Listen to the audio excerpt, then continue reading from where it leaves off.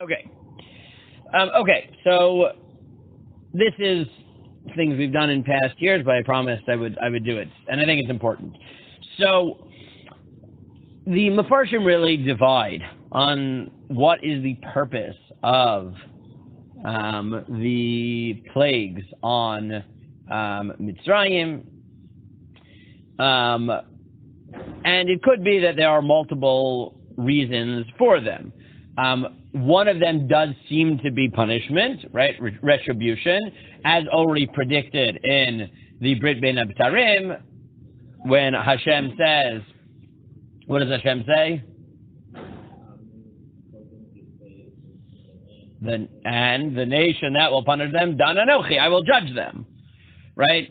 So there is some level at which it's punishment, but as many of the Mefarshim point out, that is not the exclusive purpose of the Makkot that is listed even in the Pshat of the Torah. In addition to punishment, what else is there?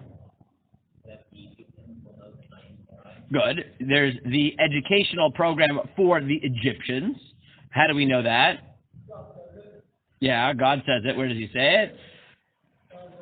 Many times, but right, he says it earlier when he's describing to Moshe what he's going to do. Yeah, exactly. And what else? What else is the purpose here? For the Jews, to educate the Jews, right? That also appears. Where does that appear? The first few psukim of this week's parsha, right? Leman tisaper ba'aznei v'ncha, right? So that you will tell your children et asher talalti v'Mitzrayim, the way I humiliated Egypt. So now some Mefarshim will just basically pick up on one of these themes and we'll run with it throughout the Makkot and maybe downplay the others. Others will say there are multiple themes, but it's also possible, and many Mefarshim pick this up, though they argue on exactly where to draw the dividing line, that it depends which part of the Makkot you're talking about. So the Sforno, for example, says earlier was about educating Mitzrayim, and eventually God gives up on educating Mitzrayim and moves to educating the Jews. His cutoff is after Makkah 5. Okay? But what I find most compelling, even though it's a modern interpretation, from Ray Foreman, is that the cutoff isn't Makkah 5, but it's Makkah 7. Why is it Makkah 7? Right, Adam, I promised you this for you, right? So why Makkah 7? Why am I so convinced that it's Makkah 7, despite the fact that, this is a relatively modern parish? But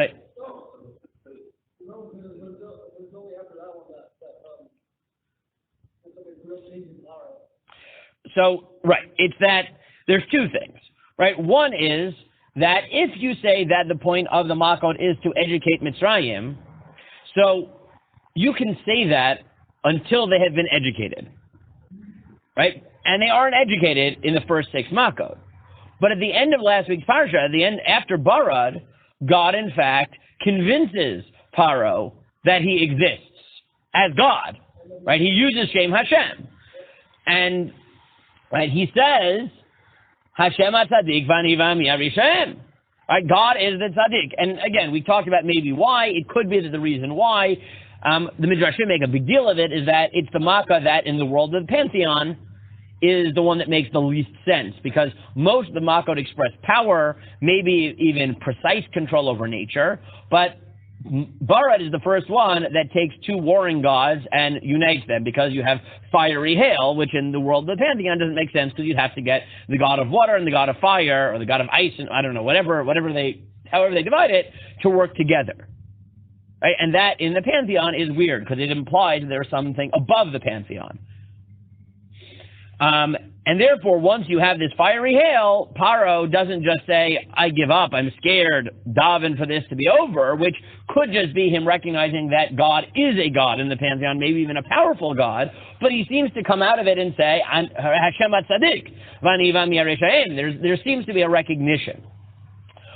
The problem is that if after that you then rebel, which is what happened at the end of last week's Parsha, so then there's good reason to either give up on educating Paro entirely, or at least shift focus, because if you've learned who God is and you will still not let the Jews go, then we have to go for a different goal. And that's why at the beginning of Bo, right after Paro says, Hashem HaTzadik v'ani v'ani Rishaim, Hashem changes direction and says, Uluman tisaper baz nevin chave ven min chayda asher talalti v'mitzrayim v'dadai asher samti vam v'datem ki ani Adonai. Right, that now you will educate your children so that you will know that I'm God. Right? Because if it's not going to work for Paro, then the next thing we can do is educate the Jews and hope that through that we'll educate the world. And Ray Foreman argues that that's why, and we mentioned this already last week, that the language used for the hardening of heart changes a lot. But until this Makkah, you never get the combination of two things, and that is Vayachbeid, right, making his heart heavy, and God doing it. Right, you have God being mechazek leiv paro, but mechazek leiv paro sounds like he's, right, mechazek is like it sounds like giving you the courage to do what you already want to do. Right? I'm giving you a boost. As opposed to mechabed, which is I'm making something harder. You have Paro being mechabed at libo. You have Paro hardening his own heart. You have God strengthening his heart. But you never have God being mechabed libo.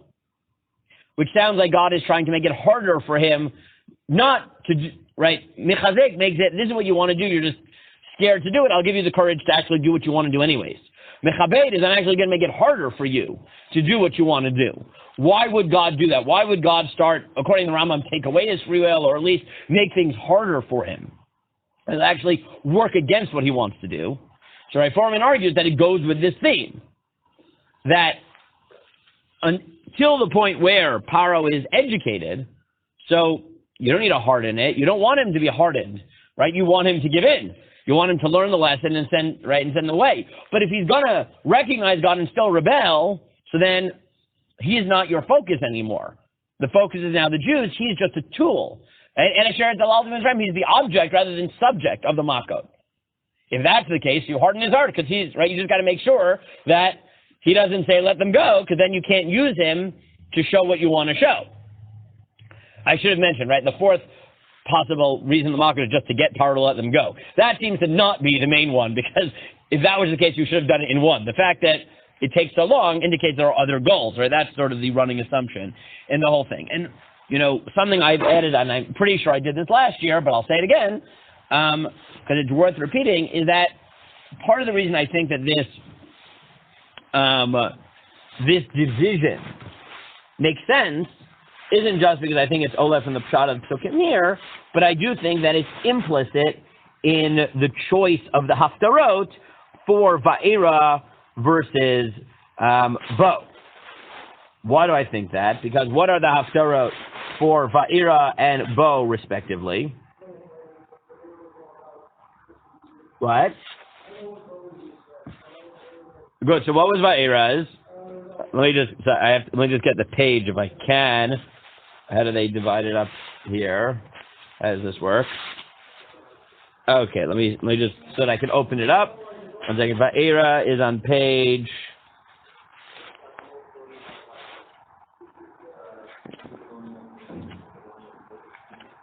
One second. Let me just. Right. So I mean, both of them are talking about some Paro in future time who the Jews have problems with and are being punished, etc. Right? But last week's, what's the main theme of it? God is punishing Paro. Why?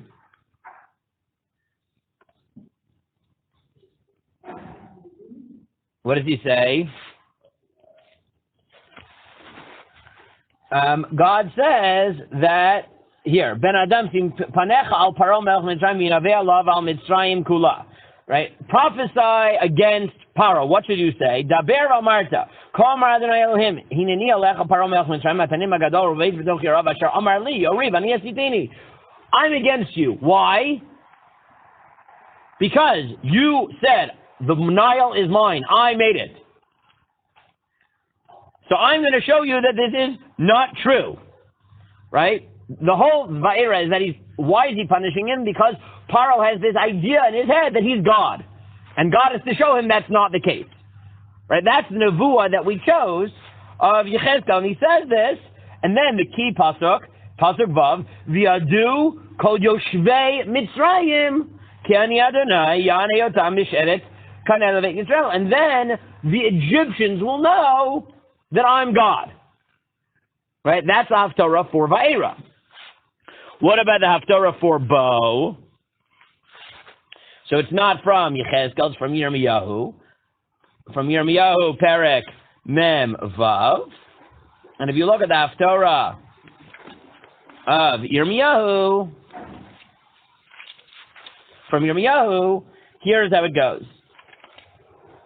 Hadavar asher diber Adonai el Yirmiyahu Navi lavo Nebuchadnezzar melech Bavel okot et melech Mitzrayim. This is with regards to Hashem using Nebuchadnezzar to punish Mitzrayim. Hagidu Mitzrayim v'shmei gdol v'shmei novatechan pei shemui tzeva chen lach yach lacher v'sevivecha. No, declare that, get ready to be destroyed. Madu nechsaf havirecha, right? You're going to be destroyed. Everything is, I'm going to destroy you. I'm just going to destroy you. Pasuk Chaf, Egla Yifei Fia Mitzrayim, Karamizavon Bava. You're just a beautiful, right, a heifer, right? It's just going to be consumed, right? The mercenaries will destroy you, etc. I'll cut you down. Kartu Yaranu Mashem. Pasuk Chafei, Amar the night of Israel, Nifoked El Amon Minovel Paro Mitzrayim, I'm going to punish Paro, the Egypt, the gods, anyone who relies on him. I'll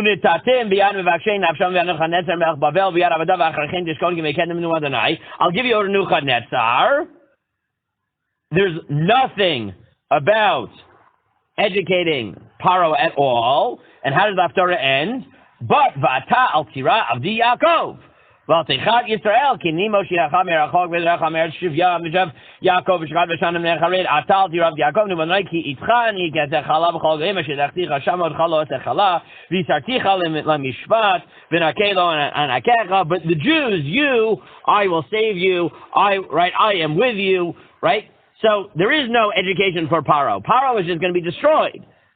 So that the Jews will be saved, so that the Jews will know that God is with them. Right? So it seems like the Haftarah reflected this as well, that the Haftarah of Va'era talks about teaching Paro a lesson. The Haftarah of Bo talks about punishing Paro in order to save the Jews, so that the Jews are taken care of by God, that know that God is with them. So I think that this fundamental distinction, that the first 7 Makkot are about, at least mostly about educating Paro, and then the last 3 Makkot about getting the Jews out of there, saving them, and educating the Jews, right, having them commemorate that, follows also the choice of the different Haftarot. And therefore, in general, I think, both because of the Pshat in the Psukim and the Parshanut that was clearly happening by whoever chose the Haftarot, I think this is a relatively fair distinction between the Makkot. Okay, so we've done this before, but this is sort of an encapsulation of a lot of what we've said in the past, but I think it's a helpful summary of the division of the Parshiot, and then we'll do new stuff tomorrow.